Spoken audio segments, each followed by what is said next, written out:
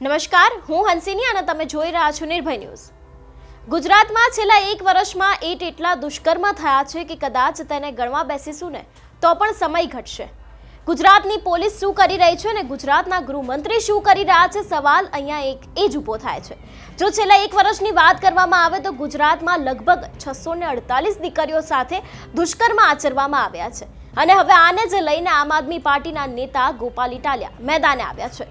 ગોપાલ ઇટાલિયા દ્વારા તેમના સોશિયલ મીડિયામાં એક પોસ્ટ કરવામાં આવી છે અને કહેવામાં આવ્યું છે કે જો આમ આદમી પાર્ટીને પકડવામાંથી જો તમે ઊંચા આવો તો કદાચ આ દુષ્કર્મમાં પીડાતી છોકરીઓને ન્યાય અપાવો। અહીંયા તેમના દ્વારા એક પોસ્ટ કરવામાં આવી છે અને કહેવામાં આવ્યું છે કે આમ આદમી પાર્ટીઓના નેતા પાછળ દોડવાનું બંધ કરો, ખોટા કેસ કરવાનું બંધ કરો અને જો સમય મળે તો દીકરીઓની રક્ષા માટે ધ્યાન આપો।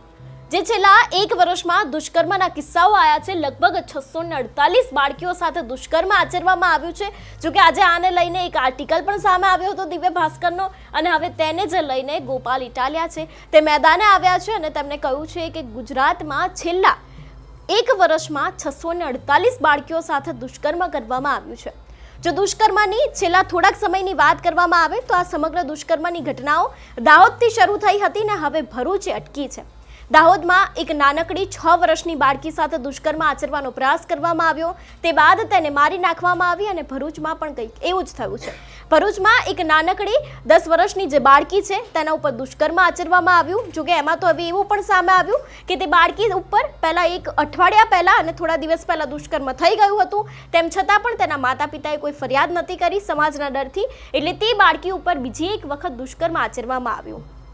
ગુજરાતમાં અત્યાર સુધી અનેક એવા દુષ્કર્મના કિસ્સાઓ સામે આવે છે, તેમ છતાં પણ આપણી સરકાર દ્વારા કંઈ જ કરવામાં નથી આવતું। સરકાર દ્વારા પોતાનો હોદ્દો જોવામાં આવે છે અને ખોટા લોકોને પકડવાના કામ કરવામાં આવે છે। અહીંયા ગોપાલ ઇટાલિયા દ્વારા એવું જ કહેવામાં આવ્યું છે કે આમ આદમી પાર્ટીના નેતાઓની પાછળ જે તમે પોલીસ દોડાવો છો એના કરતાં કદાચ દીકરીઓને ન્યાય અપાવવામાં પોલીસ દોડાવી હોત તો અત્યારે આ જે દીકરીઓ છે તે વધારે સુરક્ષિત હોત અને આજે 648નો આંકડો આવ્યો છે, કદાચ એમાં પણ ઘટાડો જોવા મળત। આવા તો અનેક ગુજરાતમાં કિસ્સાઓ આવે છે, અનેક એવા દુષ્કર્મ થાય છે, તેમ છતાં પણ ભાજપ સરકાર ચૂપી સાંધીને કેમ બેઠી છે તે પણ એક સવાલ છે। આની પહેલા પણ આપણે વાત કરી હતી કે ભાજપના કોઈ નેતા તે દીકરીને મળવા હજી સુધી પહોંચ્યા નથી।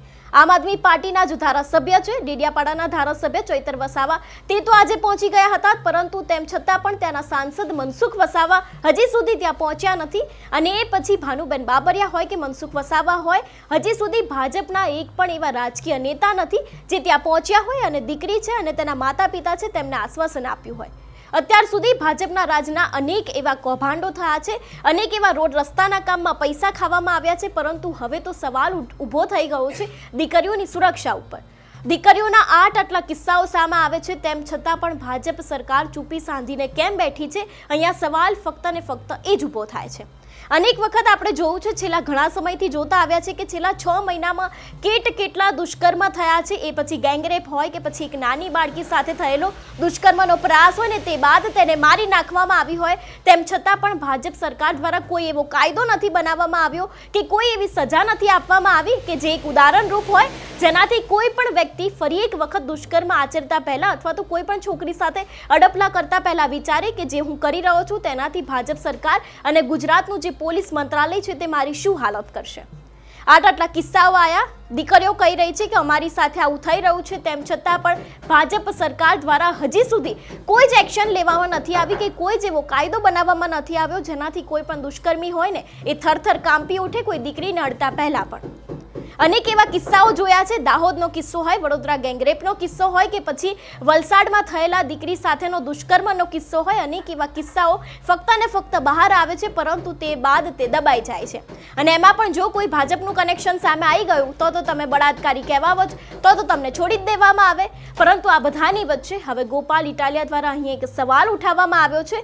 કહેવામાં આવ્યું છે કે જો તમે આમ આદમી પાર્ટીના નેતાઓને પકડવામાં તમારી પોલીસને પાછળ રાખો છો તો દીકરીઓની સુરક્ષામાં કેમ તમારી પોલીસ કામ નથી કરતી, તેવું અહીંયા અત્યારે હાલ એક સવાલ ઊભો થાય છે। આ બધાની વચ્ચે જો ગુજરાતમાં દુષ્કર્મની વાત કરવામાં આવે તો છેલ્લા 1 વર્ષમાં દુષ્કર્મના કિસ્સાઓ એટલા વધી રહ્યા છે, તેમ છતાં પણ ભાજપ સરકાર દ્વારા કોઈ જેવા એક્શન લેવામાં નથી આવતા કે કોઈ જેવી કામગીરી કરવામાં નથી આવતી કે જે એક દાખલારૂપ હોય, જેનાથી કોઈ પણ વ્યક્તિ દુષ્કર્મ કરતા પહેલા 100 વાર વિચારે। અનેક વખત દુષ્કર્મના કિસ્સા તો સામે આવી જાય છે, તેમ છતાં પણ ભાજપ સરકાર અહીં કેમ કોઈ કામગીરી નથી કરતી તે એક સવાલ ઊભો થાય છે. વડોદરાનો ગેંગરેપ હતો, તેમાં પણ કંઈક આવી જ ઘટના બની હતી. સુરતના ગેંગરેપમાં પણ કંઈક આવી ઘટના બની હતી. વલસાડમાં પણ જે આરોપી હતો તેને પકડી પાડવામાં આવ્યો, તેનો વરઘોડો કાઢવામાં આવ્યો, તેમ છતાં પણ તેના ઉપર કોઈ એવી યોગ્ય કાર્યવાહી કેમ નથી કરવામાં આવતી? અહીંયા સવાલ ફક્ત ને ફક્ત એ જ ઊભો થાય છે. જો તમે પહેલા જ કિસ્સામાં અથવા તો જો દુષ્કર્મના કિસ્સા વધતા હોય તેમાં જ કોઈ કામગીરી કરી દીધી હોત તો કદાચ આજે ભરૂચમાં થયું તે દીકરી સાથે આવું ન થયું હોત, કારણ કે તે વ્યક્તિએ વિચાર્યું હોત કે જો આવું કંઈક કરીશ તો ભાજપ સરકાર અને ગુજરાતની સરકાર દ્વારા મારી આવી હાલત કરવામાં આવશે તો કદાચ તે દીકરી છે તે બચી ગઈ હોત. પરંતુ તમને તમારા કચ્છ રણોત્સવમાંથી બહાર આવો તો કદાચ તમને એ દીકરીની વેદના સંભળાય ને કે દીકરી સાથે કેવું કેવું થયું હશે.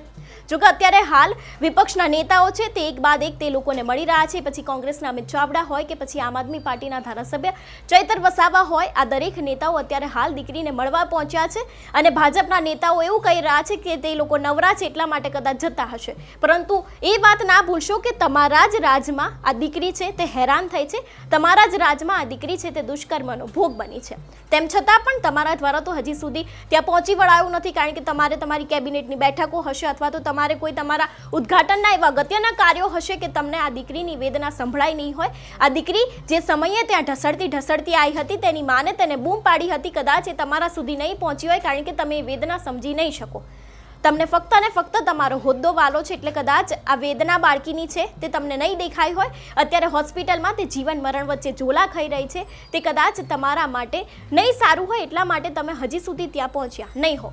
આ બધાની વચ્ચે ગોપાલ ઇટાલિયા છે તે હવે મેદાને આવી ગયા છે. તેમણે કહ્યું છે કે જો ભાજપ દ્વારા થોડોક સમય વધે તો એ લોકોને કહેજો કે દીકરીઓ ઉપર જે દુષ્કર્મ થાય છે તેની પાછળ પોલીસ દોડાવે અને પોલીસ દ્વારા જે આરોપીઓ ભાગી ગયા છે તે લોકોને પકડવાની કામગીરી કરવામાં આવે. અત્યારે હાલ તેમના દ્વારા સોશિયલ મીડિયામાં કહેવામાં આવ્યું છે.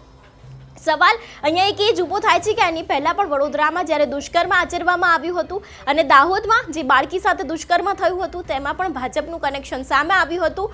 એના ઉપર કોઈ જ કામગીરી નથી કરવામાં આવી. એક ચાર્જશીટ દાખલ કરવામાં આવી હતી ને દાખલ થઈ ગયા બાદ કદાચ એ અત્યારે આરોપી સાથે શું થઈ રહ્યું છે તેની અપડેટ કોઈ જ સામે નથી આવતી. એટલે ભાજપનું કનેક્શન સામે આવે એટલે તો તમે કદાચ કંઈ કરી જ નહીં શકો. પરંતુ હવે આ બધાની વચ્ચે સવાલ અહીંયા એક એ જ ઊભો થાય છે કે ભાજપના નેતાઓને ક્યારે એટલો સમય મળશે કે તે આ દીકરીની વેદના સમજી શકે અને વેદના સમજીને એ દીકરી છે તેની સાથે મળવા જાય અને તેને આશ્વાસન આપે કે જે થયું એના ઉપર કાર્યવાહી કરવામાં આવશે. જો કે કાર્યવાહીની વાત તો દૂર રહી, પરંતુ અહીંયા તમને કહેવાનું ફક્ત એટલું જ છે કે તમે કોઈ એવો મજબૂત કાયદો બનાવો જેનાથી કોઈ પણ દુષ્કર્મી હોય તે કરતાં પહેલાં 100 વાર વિચારે કે કોઈ પણ દીકરી સાથે અડપલા કરીશું તો ગુજરાત સરકાર અને ભાજપ સરકાર અમારી એવી હાલત કરશે કે કદાચ જોવા જેવું નહીં રહે. જો તમારા દ્વારા પહેલાં જ આવા કોઈ યોગ્ય કાયદા બનાવી ગયા હોત તો કદાચ ભરૂચની દીકરી છે અથવા તો ગુજરાતમાં નાના નાના છેવાડાના ગામડાઓની જે દીકરી સાથે દુષ્કર્મ અને છેડખાની થઈ રહી છે તે બચી જાત. પરંતુ કદાચ તમને તમારા કાર્યક્રમોમાંથી ફુરસદ ના મળતી હોત, તમે તમારી કેબિનેટ બેઠકોમાંથી ઊંચા ન આવ્યા હોય એટલે બની શકે કે તમારી પાસે સમય ના હોય આવા કાયદા બનાવવાની અને બની શકે કે તમને એ દીકરીઓની વેદના ના પહોંચી હોય એટલે કદાચ તમને આનું ધ્યાન નહીં હોય. પરંતુ હવે ભાજપ સરકાર તેની સાથે હર્ષ સંઘવી અને મુખ્યમંત્રી ભૂપેન્દ્ર પટેલ તમને બધાને કહેવાનું કે જે રીતે અત્યારે ગુજરાતમાં દીકરીઓ સાથે દુષ્કર્મ થઈ રહ્યું છે તે કિસ્સા હવે દિવસે ને દિવસે વધવાના છે, ઘટવાના તો નથી જ. એટલે તમારા દ્વારા કોઈ એવો યોગ્ય કાયદો બનાવવામાં આવે અથવા તો એક એવો દાખલારૂપ તમે વ્યક્તિને સજા કરો કે કોઈ પણ વ્યક્તિ દુષ્કર્મ કરતા પહેલા થરથર કાંપી ઉઠે.